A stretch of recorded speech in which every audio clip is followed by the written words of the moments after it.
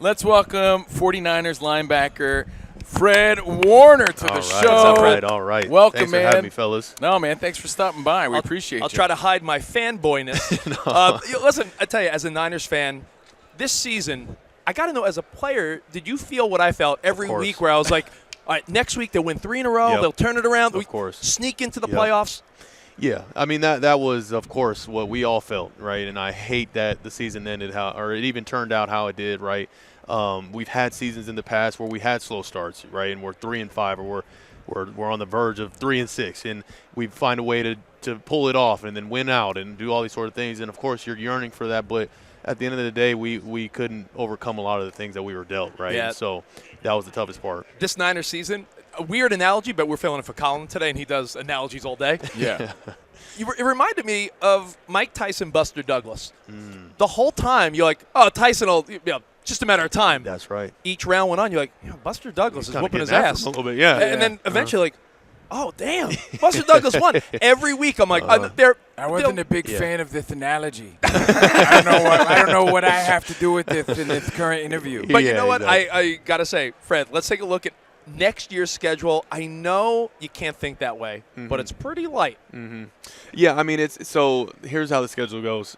The year that we just finished, everybody's looking at the teams that we're gonna play, and we're going based off the past year, right? And that means nothing. But what happens? Like all those teams that had poor seasons, Yeah. they all now have the best picks to pick up the best players, and then they go in free agency and they go get more great players, and then all of a sudden they have a great year next year, and everybody's like, oh my God, I thought this team sucked. And it's like, no, well, they got some reinforcements because nobody wants to stay at the bottom, right? And so it doesn't matter what the schedule is. I mean, I guess you want the easiest schedule, but at the end of the day, there is no easy games because it's the NFL. Everybody's great. So True. You got to go out and you got to put the best product on the field every given Sunday.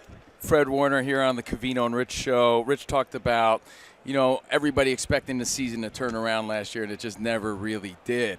So there's a lot of buzz, a lot of talking every day, social media, on TV. How do you tune that out? Or does it start to weigh on you after a while? No, you tune it out. I think in season is especially important to kind of just keep that stuff outside of whatever your personal things that you're allowing into your life, right? I think there's a lot of stuff out there that can kind of seep into your mind and sway the way that you think about the game or the way that you approach the game. And I've learned throughout my younger years, as I can say now, is to kind of just put all that aside, man, and just focus on the main thing, and that's playing football and preparing as hard as you can week in and week out to put the best product on the field. Well, you could focus on yourself, right? You're in control of that. But Sure. do you start to feel the tension building within the locker room? Like, because you are a family of sorts, when things get tough, do you start to notice that? And you try to keep it calm? I honestly think that we have a locker room that's made of the right type of guys. I don't think that, our GM, John Lynch, and Kyle Shanahan, our head coach, they don't bring guys that aren't made of the right things. And so we all stay together through all the hardships. And it has nothing to do about the pressure from the outside. If anything, there's more pressure from the inside because there is a standard of winning in our organization. So when it's not being upheld, then that's when you start to feel, okay, like we need to right the ship. And so it was a miserable season because we didn't do that. Fred Warner, hanging with COVINO and Rich, in for the herd. Robert Salah. As a fan, I was pumped. Who cares about what I think? When you are hearing the rumors and then it happens, is that your guy? Is it a nice reunion? Unbelievable. I can't speak to how amazing that is right here on this set because of how much Coach Saleh means to me and my progression as a young player. I mean, from the moment I got drafted to starting me as a young rookie who never played off the ball backer before, and sticking with me through the rough patches of that rookie season and me being able to ascend in this league. So I'm so grateful to him for what he's given me, and now being able to have him back now in these different points in our careers is going to be unique, but in such the right ways. I mean, he's such a great teacher and leader of men. I'm so excited to have him back. And he seems like such a good dude. So what were your thoughts when you saw how he was treated and what went on with the Jets and everything? Well, look, I don't even know exactly what went on over there. Obviously, I can only speak to You'll get him the scoop, though. Yeah, when I do sit down and talk with him, I'm sure I'll have a little bit more information. But by then, I might not be able to get back on the set with you guys. Right. But yeah, man, I'm just excited that he is. However it all unfolded, he's back with us, and so that's what makes me excited and hopeful for the future. Now, Brock Purdy, other side of the ball, but it seems like I love how you have his back. I'm not saying it's disingenuous, but do you have to have your quarterbacks back, or do you really believe in what he could deliver? Yeah, no, I can I can honestly say that if I had a certain sort of way that I felt about a player, like I would jump around a question, right? Like I'd kind of find a way to say something nice about him when, in reality, it's probably not the right guy. Like, I don't know how much time do we have on the set. Like, we could sit here all day and we could talk about him. But at the end of the day, this is a cat that was the last pick of the draft, right? And you don't even hear about these guys who they don't even pan out in the NFL. I want people to understand this. The last pick of the draft doesn't usually make it on a roster. This is the guy who is our franchise quarterback, right? And is just made of the complete right stuff and has continued to prove week in and week out that he is that guy. He led us to a Super Bowl. Unfortunately, we didn't win that Super Bowl, but that's not his fault. It's a team game, right? He made enough plays in that game to win us the game.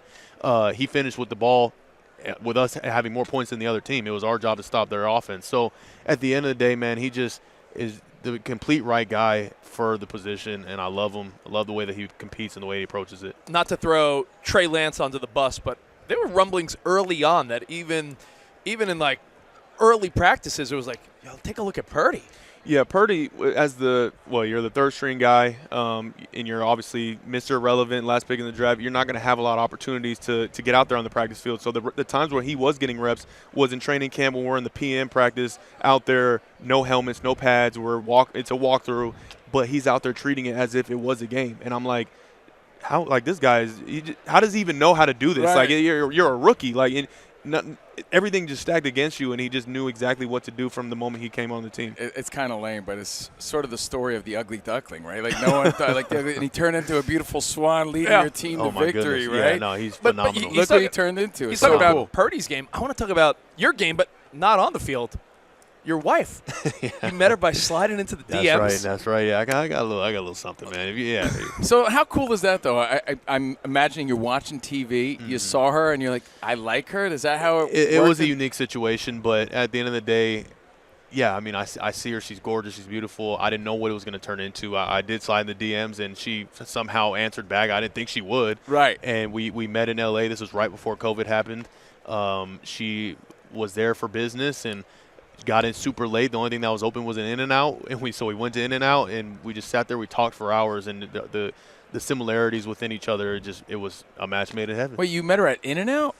Basically, really? Yes. Wow. That was the first date. Yes. That's yeah, wild, dude. And by the way, if you guys don't know the story, she was on The Bachelor season 24. So I'm assuming right. you're a fan and you're just watching, and you're like, you point at the TV. You're like, That's Sydney. Yeah, right. something. So by the way, hey, you guys are great on social media together. I appreciate Honestly, that. like my wife's like, they're so cute. I appreciate it, man. Thank you. Now, I got to ask, this whole season, you played hurt. Mm-hmm. I mean, I'm not saying that's, I know everyone's a little hurt, but Right. you were hurt. Yeah. Is this offseason going to be just the perfect rest you need to come back even stronger? Absolutely. And, I hate to kind of just put this – I don't ever want to put the spotlight on myself because I know that everybody's dealing with something at some point. It was a very hard and unique season for myself because I hadn't had to push through something like that before.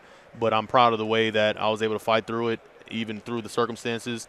And I'm excited, to get back healthy this offseason to ultimately get back to form going into next season. Are you more concerned this offseason about working on your right hook, trying to knock that ball out? Like, I don't know if that's part of the training nowadays. I got to start working on my left. On your left hook? That's the problem right now. And are you still hitting the weights? Because when I searched Fred Warner, I was just doing some research on your stats. The first thing that came up was how many times could you bench 225? Yes. What did it say? It said 41. Is that true? Oh, my God. That's absolutely not right. Do you still care about that stuff? Do you No, Yeah, not at all. I mean, I do care about the weight room. Don't get that. Let's not get that wrong. Like, the weight room is very important for ultimately performance and longevity in this league. But do I care about how many times I bench 225? No. Yeah, what is he, 17? Yeah, Those times were good while they lasted. Right. And they weren't, but it was it was part of the process. And now it's just about just being the best version of myself for Sundays. Fred, we had Puka Nakua here earlier. Awesome. And he's a good dude. He says hello. He says hello. Yeah. And we're talking about the culture now of, like, you can't really tackle guys the way you used to. Right.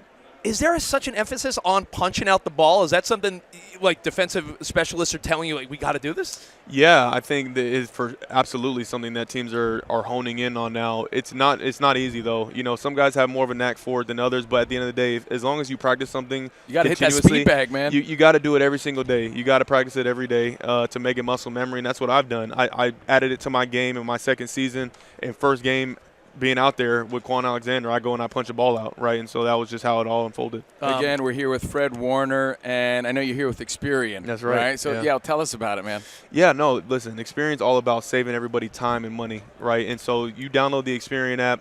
They help you cancel all your subscriptions that you don't use, that you don't need. Everybody falls victim to it, right? A lot of people pay. I was checking my bills once. I'm like, babe, we're still paying for our Peloton. Exactly. It's like, man, we don't even have a Peloton anymore. You don't even know it's how like that thing broke like 3 years ago. Okay. And why are we still paying for this? So, we all fall victim to it where things just go unnoticed, but they do all the heavy work, all the heavy lifting of doing all that for you and saving you time and money. I think my mom was still paying for AOL.